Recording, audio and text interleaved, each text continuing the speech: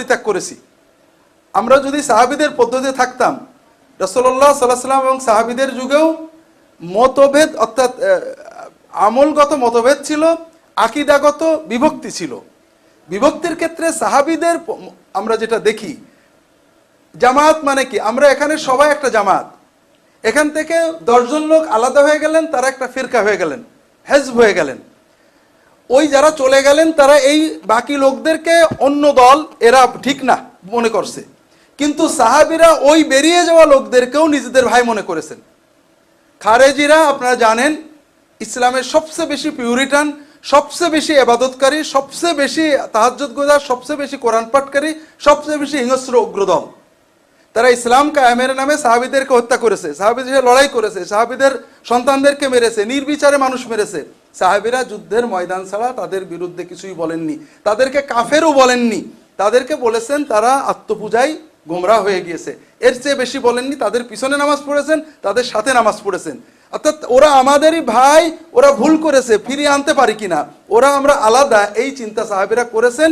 আমি অন্তত এরকম দেখতে পাচ্ছি না। দ্বিতীয় হলো ফিকহি মতভেদ। আমি আপনাদের এখানে আরেকটা বিষয় এনেছি পরে, সেটা আগেই আমি বলে রাখি।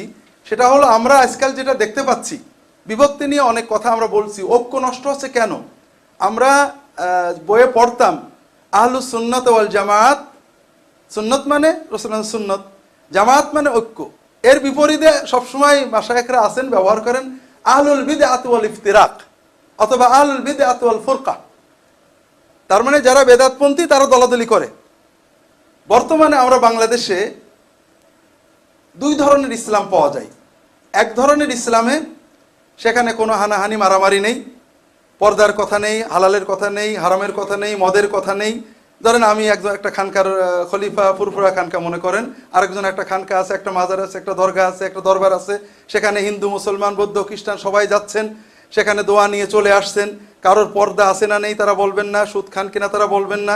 এই ধরনের মুসলমান বাংলাদেশে অভাব নেই, আপনাদের জানা আছে আশা করি।